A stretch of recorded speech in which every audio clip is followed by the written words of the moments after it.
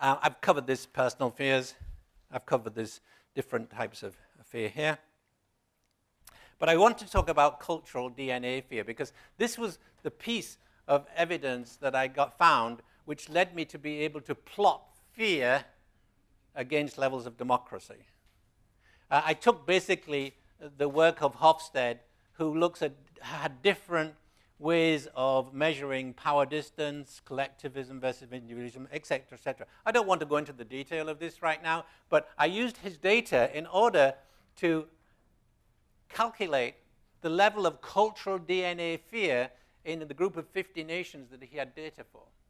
And what I found was, this is the measure of fear in these nations, and at these levels of fear, I said, these nations are basically trying to become viable and independent. The level of cultural DNA fear is relatively high, and this is where these nations must be in terms of their evolution. These people are learning how to meet their deficiency needs. Then stage 2, you see the levels of fear here are less. And these are nations that are learning how to bond together to form that group structure at level 4 and 5. So we'll see these nations trying to operate at level 4 and 5 consciousness. And by the way, this fear thing applies also to organizations. And then I found this other group which had extremely low levels of fear. And I began to realize that these nations were, even if they didn't know it and it wasn't in spiritual terms, they were evolving in consciousness because they were embracing values that led them to those higher levels of consciousness, which I will explain in a moment.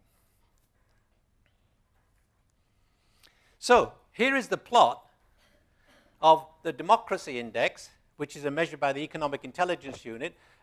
It's a fascinating work that they've done. I mean, we think of democracy as a sort of like one-stop panacea. There's huge different levels of democracy. And at the left-hand side of this graph, you see the highest levels of democracy. Between 8 and 10 on that scale, the Economic Intelligence Unit call them full democracies. I call them liberal democracies. Between 6 and 8, the Economic Intelligence Unit call them flawed democracies. I call them electoral democracies, and so on.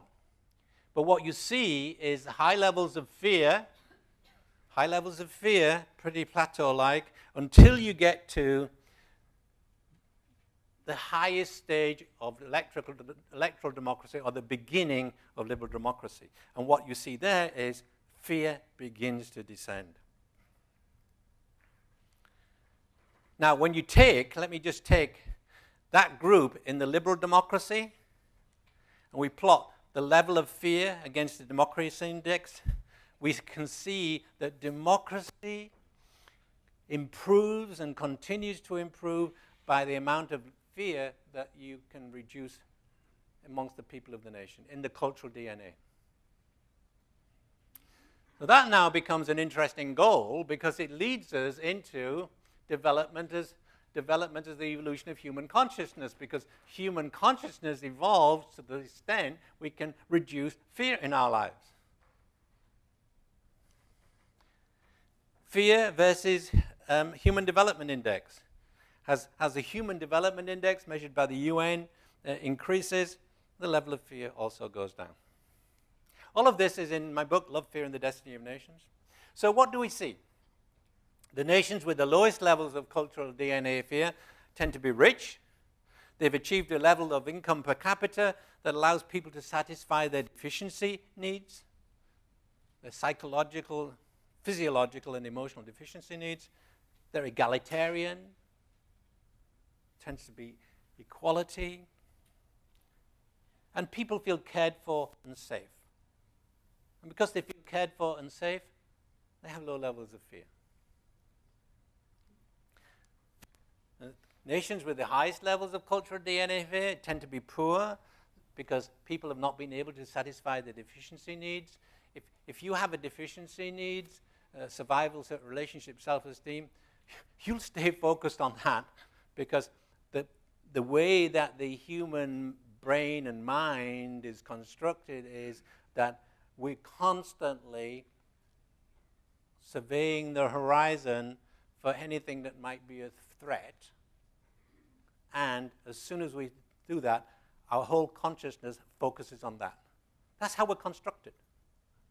So learning how to evolve in consciousness, to live with uncertainty, and to trust your soul is the pathway to freedom. It's the pathway beyond fear. So what are some conclusions? First, there's a close correlation between the underlying level of cultural DNA fear in a nation, the level of income, and the level of democracy. As people are increasingly able to meet their deficiency needs, the level of fear declines, and the demand for individuation and self-actualization triggers a shift to democracy. China will become a democracy.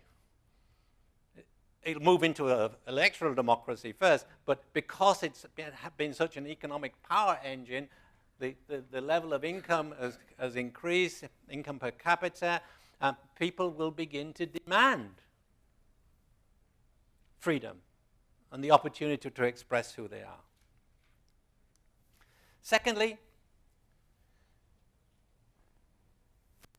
so that's for those poor countries.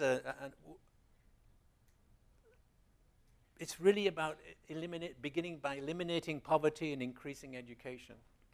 In these richer countries, how do we increase or reduce the level of cultural DNA fear? Well, there's a close correlation between the underlying levels of cultural fear in a nation and the level of democracy. As the quality of democracy increases, the level of fear decreases. Or it might be the other way around. But anyhow, they're linked. Because people have freedom and opportunities for individuation and self-actualization.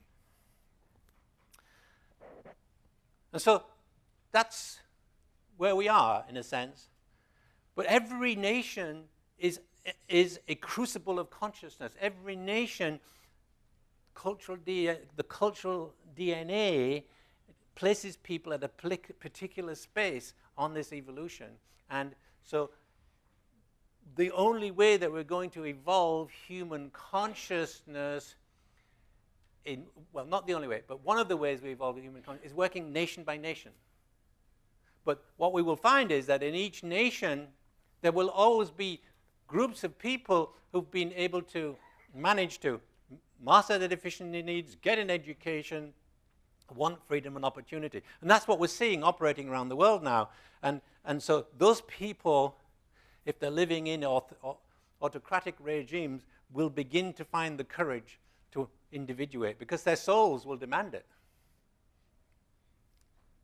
So, how do we move from freedom, which is like the beginning of level 4 consciousness, to trust, which is the height of level 5 consciousness? So, because as the level of fear decreases, the level of trust increases. And the democracy index also increases along with the number of people who you feel you can trust. So those 4 nations which I showed you at stage 3 have high trust democracies. You know, it's interesting. People in Sweden may, correct me on this, and I hope they will. But I believe people in Sweden enjoy paying taxes. It's a privilege to pay taxes because they've got that sense of equality and the common good. You go to the United States, and nobody wants to pay. Or go to Greece. Oh. Argentina. It's like endemic. Even the tax collectors are not collecting tax because they're just taking money and putting it in their pockets because they don't care. See, that's a huge difference in cultural DNA.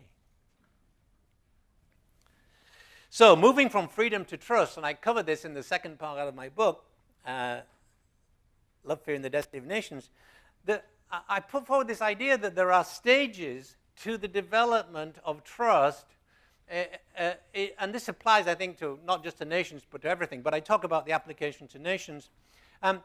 First of all, you've got to have freedom. And once you have freedom, the next thing you go for is equality. And after equality, in order to make sure that you keep the freedom and the equality, you need accountability, particularly from those who you elect to represent you. And after accountability, we move into fairness, then into openness and transparency and trust. And I make a case in the book for saying each one of these is a layer that layers on top of the next one. And if you have that previous layer in place, it won't happen. And I would suggest this is probably the same in organizations too. So you've got these stages. Now, I did this little survey. I just put this survey up and invited people around the world in the network just to do this survey, where I asked them to sort of give an indication of the level of freedom, equality, accountability, fairness, openness, transparency, and trust in their nation. And I picked out 3 nations from these results. And the nations I picked out were the US, the UK, and Sweden. Now take the first one, freedom. The nation with the highest level of, where people perceive the highest level of freedom is the UK. But in every other value, Sweden beat UK and USA. The highest level of trust being in Sweden. And transparency, and openness, and fairness, and accountability. What are they doing over there? What are you guys doing?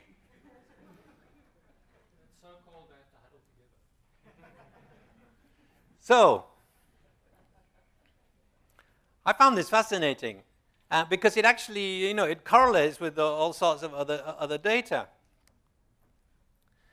When you look at the level of fear scores, so I've put the level of fear that I mentioned, and I compare that to cultural entropy, and I compare that to democracy index, I find a cross correlation pretty much the same. As the level of fear leads to low level of fear, low level of cultural entropy, high level of democracy.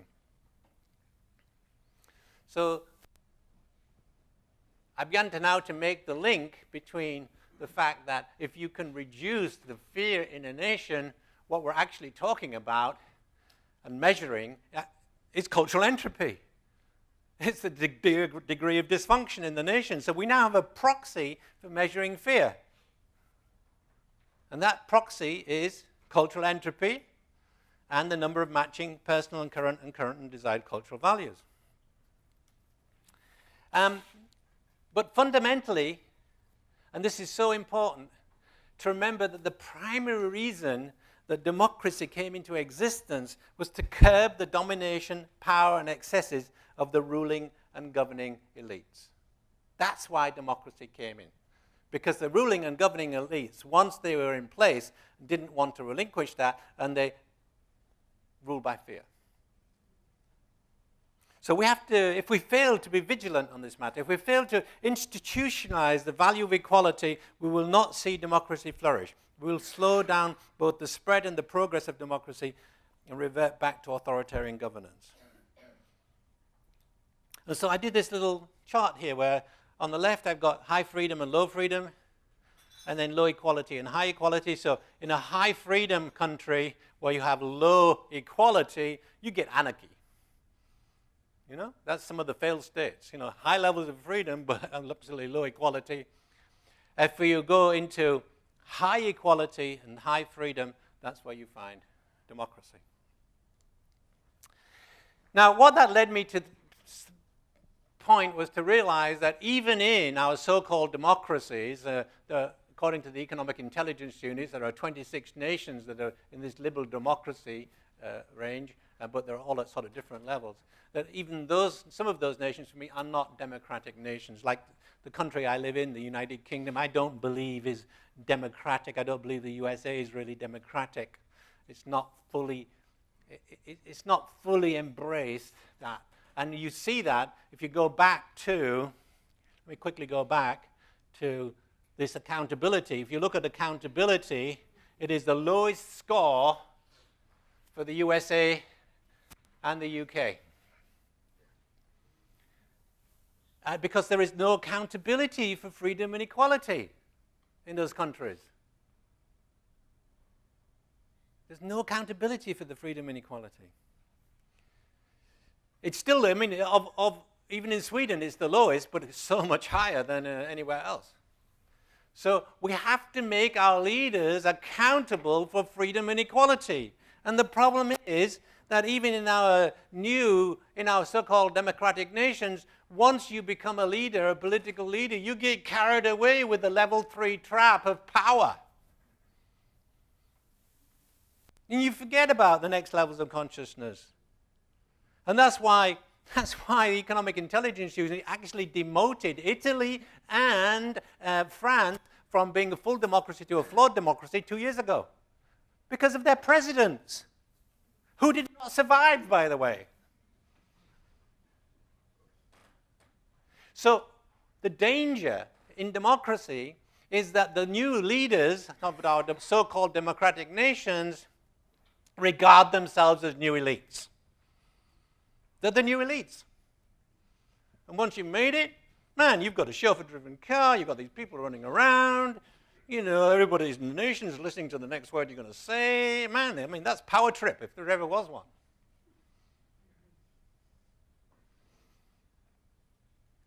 So we totally need a new leadership paradigm. Not just for our business leaders, but for our political leaders too.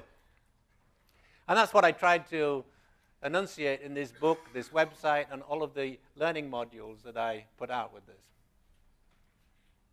We have to shift from I to we, from what's in it for me to what's best for the common good, and from being the best in the world to the best for the world. And basically, our politicians are failing us because the system doesn't work. You can't actually blame them in some ways because the system doesn't work. Because you put yourself up to lead the country, and you've got to have a certain amount of hubris, and you've got to have a certain amount of I'm the greatest, and vote for me. Level 3 consciousness. You've got to have that. But somehow behind that, you've also got to have the humility, the level 7 consciousness. If you really, truly want to be a Mandela or a Václav Havel, you've got to these people emerged. They weren't elected. They emerged in times of crisis. So we have a problem. We have a real problem with the way that we govern ourselves. And what's the solution? I don't know, but we need to find it, because we can find it if we all work together and talk together. And lastly, we need a new way of understanding ourselves. This book just wanted to be born. I wrote it in 2 months over the summer. I was supposed to be doing something else, but I woke up one night and 3 o'clock, and it said, "You've got to write a book." Oh yeah, what's that? What My Soul Told Me. Okay, next night I wake up. Okay, here are the chapter headings. Okay, good, right? Yeah, I've got the chapter headings. And I'm thinking, well, I'm supposed to be writing an update of Liberating the Corporate Soul and building a values-driven organization for Routledge, which I've got a deadline by the end of the year. But I'm thinking, oh my God, my soul is telling me to write this book. What my soul told me. But this is a pathway. This is my own evolution too. Because what I've realized over the past 3 or 4 years is that forget my mission, forget my vision. I am the servant of my soul. And so, in the second part of this book, you find a chapter on communicating with your soul, befriending your soul, trusting your soul, and then becoming one with your soul. And even when I say I am the servant of my soul, that's not true. I am my soul. I am my soul. As soon as I am the servant, I've differentiated myself from my soul. I'm not my soul. I am the servant of my soul. Get that? Well, you need to make that leap because I'm not the servant of my soul, although that's what I say. I actually am my soul. And as I become my soul, synchronicity rains down on me day to day. I don't have to make any decisions anymore because I'm told what to do. The channel of communication is open. And how do you keep that open? Fear less. Not fearless, because you might just walk into, some sort of bad situation, but fear less. And as you become fear less, you open up that space to receive the promptings of the soul. It's like this, when actors are learning the lines and they're on stage, there's always somebody behind who's a prompter in case they forget. Begin to think of your soul in that term and listen for the promptings. Because your soul will prompt you, and it will do it in all sorts of subtle ways. And one of the most interesting is synchronicity. Unconnected events with a common meaning. Look for the synchronicities in your life because you'll begin to get the guidance. And after a while, it won't take two synchronicities for you to get the message. You get it the first time. And you become totally guided in being, in the way who you are. And that's really the journey for each one of us, because that's what we signed up to do. Everybody in this room signed up before they came into this thread-dimensional physical existence to explore who they are as a soul, to bring their soul consciousness into the physical world and make themselves, and to live the life of the soul in the third dimension of reality. Whereas the soul lives in the fourth dimension of existence, the quantum reality, where timelessness, spacelessness, and because there's timelessness and spacelessness, there's total connectivity. Like I meet my friend Hector, and we fall in love immediately. Why? Well, because our souls are totally present and resonating at the same level. And as you grow through life, you'll find your friends, as you're on this pathway, you'll find the friends who show up in your life are different. Because as you grow and evolve, you'll attract and want and resonate with people who are at your level. And so, you just have to recognize that that's what's going to happen. So it can be a lonely journey because you may have to let go of acquaintances and friends. But then you'll find these other wonderful connections, these heartfelt connections. And you'll be able to work together with these people at level 6 consciousness to create heaven on earth at level 7. If you've got a question, a comment, or an insight which you can express in 1 minute or less, then we're going to invite you to do that. Well, when I saw the list of the values of Bhutan, yes, when I saw the list of the values of Bhutan, one of the values really stood up for me, and it was the following strict religious codes. Mm-hmm.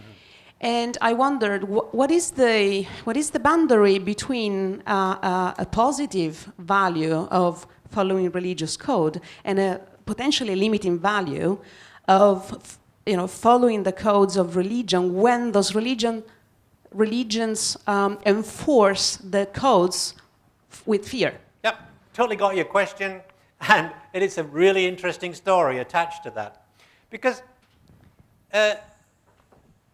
we did that in 2007, 2008. We're still kind of experimenting with the whole idea of doing national values assessments. So we have strict moral and religious codes as a limiting value, customized as a limiting value.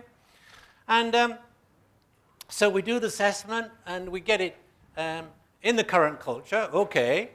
But wait a minute, it's in the desired culture, and it's higher. And we're going,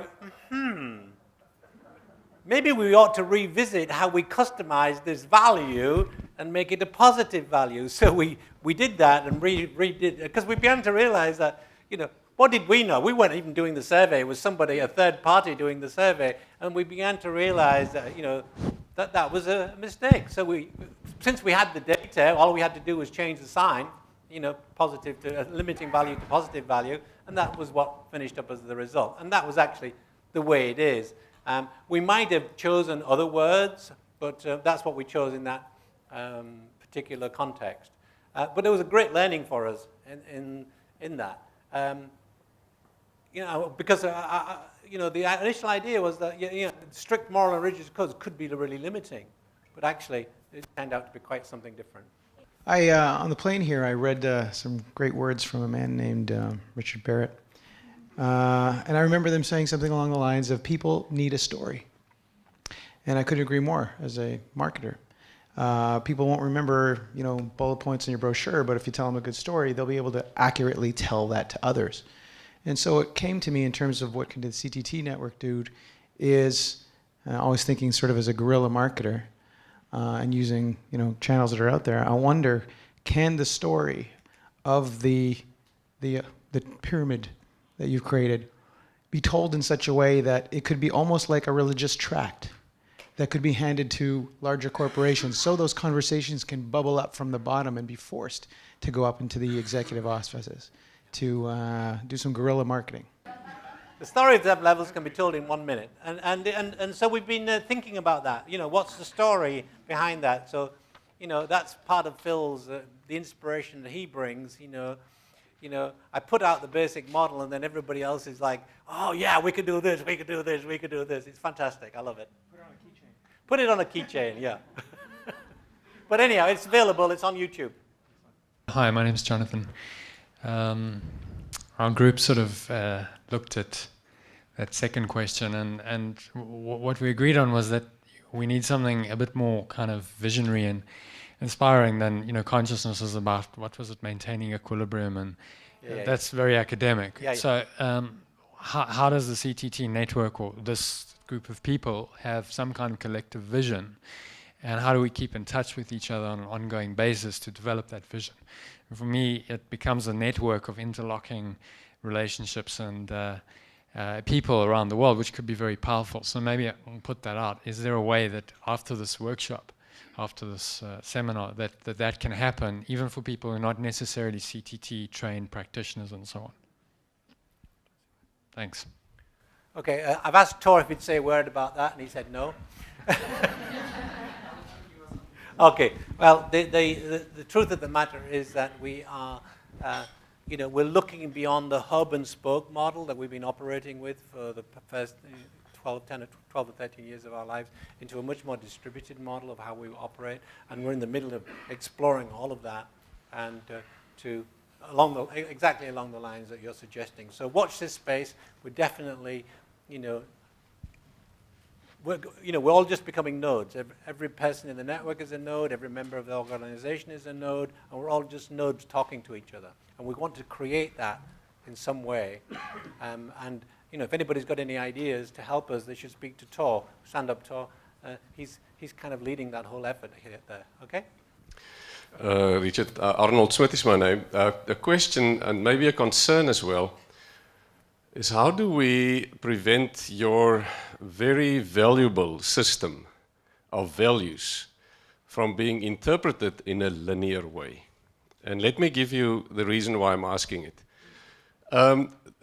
Very often with the groups that I work with, what I discover, and I work in sustainability, change and leadership, and very often I discover that the people that I work with are not coming from a position of what they still have to transcend to. They're coming from a position from what they've lost, which very often represent value systems that are centuries old. We are talking about religion, and we're talking about values. And we're talking, I think in terms of how we talk about religion, I think also that we should be very careful about that. What is very often, I think, limiting in religion is the structures, and I'm not defending religion now, is the structures that might be coming with that. But some of the religious texts that we have with us are 6,000 and 10,000 years old. And some of the most revolutionary and powerful stuff about what it means to be a human being and to be in relationship are already described in those texts. We are not using new words. The words that we use to describe these experiences are not centuries, they are almost millennia old. So my question to you would be, is how do we prevent the value system that we're talking about from being interpreted in a linear way, and how do we make room for complexity in the midst of talking about this? Well, you know, I find it completely impossible to answer your question, but now I will.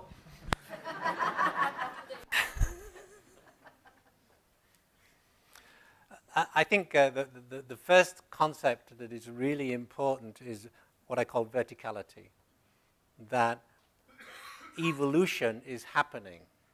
And so that concept, not too many people get it. They think most people think we live in flat land and we can try and improve here and here. They don't see the relationship of this evolving consciousness and what it means that each consciousness has a particular value set that means that we're going to operate in a different way. So that's one point. And I think when we use the CTT tools in organizations, after 2 or 3 years, they begin to get that. Because I remember examples where a particularly large bank in Australia, you know, they had 1, 2, 3 pretty much taped. They were at 4 and beginning to get to 5, and then they started saying, well, look, we don't have any values at level 6. What's that about? And they began to say, they had an internal discussion. It's about environmental protection. They said, well, what are we doing about environmental protection in our bank? How are we lending sustainably? Because they weren't. And then they began to develop a formula and a policy about their lending, which linked into sustainability. And so it's almost as if the model led them into a new way of thinking and a higher way of thinking. So verticality is really important. Now, most are organized religions, and I don't really want to say anything against religions because so many people may have great benefit from religions. It brings them stability in their lives. It brings them moral codes about how to work together and how to live together. But organized religions are in general a level 3 concept because they're organized and they're hierarchical and they're power structures. And I was talking to you, we were talking about, I said, so I'm finding it fascinating about you know, how the CTT is now entering into the Muslim world. And she said, yes. She said, you know, I think this is what you said. It said, it's not really about religion, it's about spirituality. And she made that very distinct difference. She said, what you do is it's about spirituality and about getting into those higher levels of consciousness and the soul, etc. And that's not, generally speaking, what religions are about. It's particularly organized religions because they come from hierarchical mindset, and the leaders of religions have a power stake and you know, and we know there's one particular Christian religion which is really highly into hierarchy and power, and has been so for many, many years. And you know, I don't even want to mention the name, but anyhow, you don't have to go too far surveying the Christian scene to know which religion that one is. But you know, it's evolving too. Well, I'm really keen to answer your point about linear thinking. I think one thing we don't leverage enough, which is very much around us in this whole work, is the intellect, because we sort of demote it when we speak about the emotion. But one thing in the intellectual brain is that we can think non-linear. And in complex problems, we know that it's the only way to look at multidimensional solutions. And if you look at the values assessments, what we know is that the tendency to think linear comes up when you see current and desired, and when you see present and future. But actually, if you look underneath that linearity, it's always a dynamic future that we measure, and in between the values are the dilemmas to solve. So it's very hard to say that one is better than the other when you speak about values. This is why I think it's so valuable that we speak about this as a linguistic tool. and not as just a metric. It's more than that. And how we solve the first instance of what we do with this work is a whole big other question. But there are certainly ways that we already use in how we work with our values and how we bring these results across.